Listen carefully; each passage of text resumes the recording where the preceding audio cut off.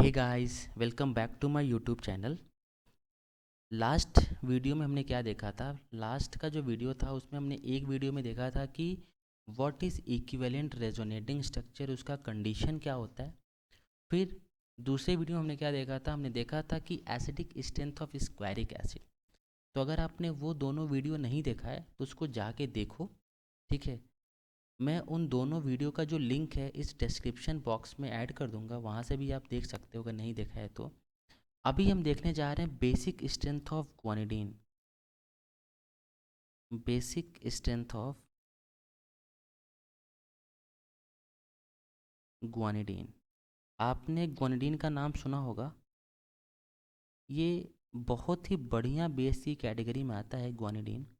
तो पहले इसका स्ट्रक्चर देखते हैं कि ये कैसा दिखता है। गोरा दिखता है, ये कैसा दिखता है। तो दिस वन इज ग्वानिडीन। ये देखो, एन एच, ये डबल बॉन्ड, ये कार्बन, ये N H two, N H two.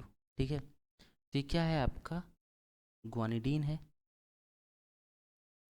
ठीक है, और ये बहुत ही बढ़िया बेस है। इसका जो पी के बी वैल्यू है, पी के बी वैल्यू, ये आपका 0.3 है। ठीक है, किसी किसी बुक में आपका 0.4 भी बताता है। ठीक है, तो ये समझ के रखना कि इसका जो पी के बी वैल्यू आपका 0.3 और 0.4 के बीच में होता है। ये बहुत ही बढ़िया बेस की कैटेगरी में आता है। अगला क्वेश्चन, कि ये इतना बढ़िया बेस क्यों होता है, इसके पीछे क्या रीज़न है? तो जब भी हम बेसिक स्ट्रेंथ कंपेयर करते हैं तो कैसे कंपेयर करते हैं बताओ? इसका कॉन्जुगेट एसिड बनाओ और उसका उसका स्टेबिलिटी चेक करो। अगर आपका कॉन्जुगेट एसिड जितना ज़्यादा स्टेबल, उसका करस्पॉन्डिंग बेस उतना ही ज़्यादा बेसिक। तो क्या करो, इसमें H प्लस ऐड कर दो, यहाँ पे H प्लस ऐड कर दो। अच्छा, जब तुम H प्लस ऐड करोगे तो यहाँ पे तो 3 नाइट्रोजन है।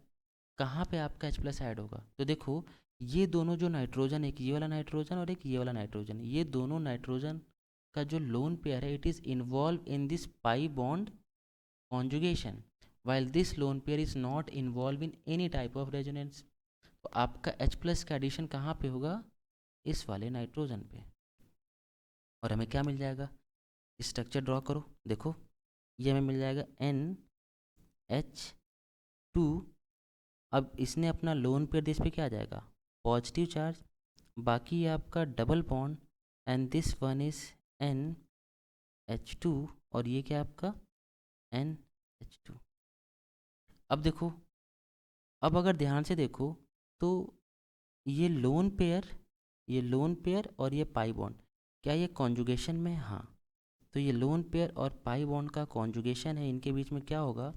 रेजोनेंस होगा। और हमें अगला रेजोनेटिंग स्ट्रक्चर क्या मिल जाएगा? देखो, NH2, दिस NH2, इसने अपना लोन पेयर दिस पे क्या आ जाएगा? पॉजिटिव चार्ज, ये pi bond, and this one is NH2। अब देखो फिर से, इस नाइट्रोजन के पास लोन पेयर है। ठीक है, अब ये अपना लोन पेयर देगा और ये पाई बॉन्ड आपका इधर शिफ्ट होगा। क्या मिल जाएगा हमें? NH2 single bond, NH2 double bond, NH2 plus. तो ध्यान से देखो यहाँ पे कितने रेजोनेटिंग स्ट्रक्चर हैं इसके। देखो, this one is first, this one is second, and this one is third. तो यहाँ पे इस मॉलिक्यूल के 3 रेजोनेटिंग स्ट्रक्चर है। And what equivalent resonating structure says? पहला रूल क्या था उसका, जरा बताना तो। कि all the structure must be similar, similar होना चाहिए, या इसको हम क्या बोलते हैं? आइडेंटिकल भी बोलते हैं। तो क्या तीनों स्ट्रक्चर सिमिलर हैं? हाँ, देखो ये पहला, ये दूसरा और ये तीसरा, सभी में N पे पॉजिटिव चार्ज है, बाकी आपके 2 NH2 हैं।